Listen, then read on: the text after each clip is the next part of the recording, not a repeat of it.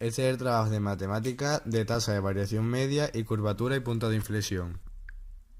Primero hablaremos sobre la tasa de variación media. Para medir la variación de una función en un intervalo se utiliza la tasa de variación media. La tasa de variación media se representa como TVM de una función de f de x en el intervalo a y b. Es el cociente entre el incremento de la variante dependiente y igual a f de x y el incremento de la variable independiente x, es decir, entre la variación de una función y la longitud del intervalo. Veamos un ejemplo. Tenemos la función f de x igual a x al cuadrado menos 4 y nos piden hallar la tasa de variación media del intervalo que va desde 2 hasta 3, la tasa de variación media del intervalo que va desde menos 1 hasta 0 y también la tasa de variación media del intervalo que va desde menos 3 hasta menos 2.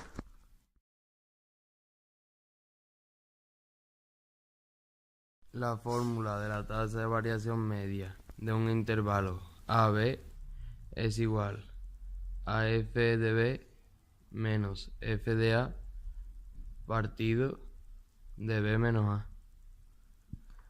B menos a siempre va a ser positivo porque es el valor de la derecha menos el de la izquierda, mientras que f de b menos f de a puede ser positivo o negativo dependiendo si pilla un trozo creciente o decreciente.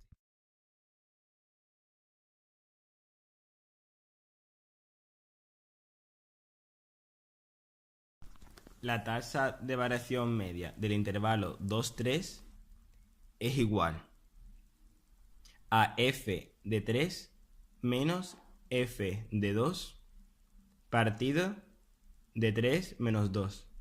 Y siguiendo la fórmula, 3 al cuadrado menos 4 es igual a 5 y menos 2 al cuadrado menos 4 es igual a 0. Partido de 3 menos 2, 1, que va a ser igual a 5 partido de 1, 5.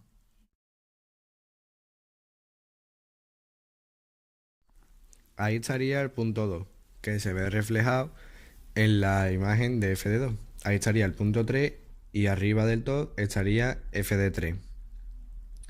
Ahora vamos a hacer el triángulo que correspondería de 2 a f3, de 2 del punto 2 al punto 3 y también del punto f de 3 al punto 3.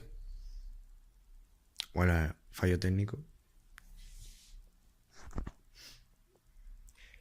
Y ya estaría.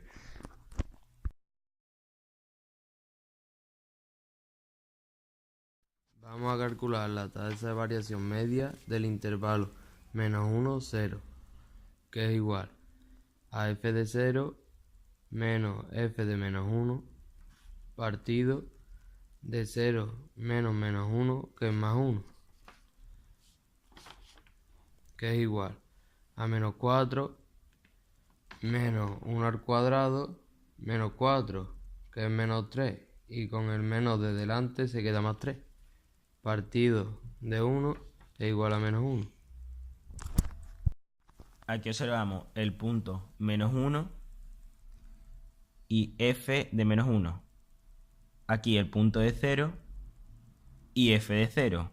Ahora lo que tenemos que hacer es unir f de menos 1 con f de 0 y de esto nos sale el cateto horizontal y unimos f de menos 1 con el cateto horizontal. Observamos que este triángulo tiene un ángulo alfa más pequeño que el otro. Aquí el vertical es muy grande y el horizontal muy chico. En el otro, sin embargo, el vertical y el horizontal son iguales. Por eso aquí sale 5 y aquí 1. Además, aquí como es creciente es positivo y como en el otro es decreciente es negativo. Por lo tanto, el signo viene dado de si es creciente que es positivo o decreciente negativo.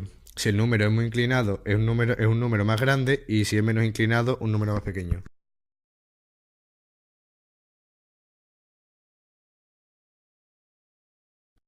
La última tasa de variación media del intervalo menos 3 menos 2 es igual a f de menos 2 menos f de menos 3 partido de menos 2 menos menos 3, que es 3, que es igual a menos 2 al cuadrado es igual a 4 menos 4 igual a 0. menos 3 al cuadrado igual a 9, menos 4 igual a 5. Con el signo menos delante es igual a menos 5, partido de 1 es igual a menos 5.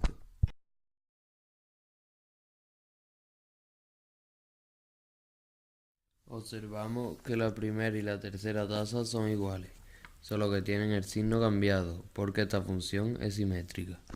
Podemos ver también que la pendiente del triángulo 2, 3 y menos 3, menos 2 es la misma. Si unimos ahora los tres lados, hacemos la hipotenusa, el cateto y ahora el horizontal, observamos que los dos triángulos son exactamente iguales, solo que en uno la recta es creciente y en el otro decreciente. Por eso en una nos da 5 y en la otra menos 5 respectivamente.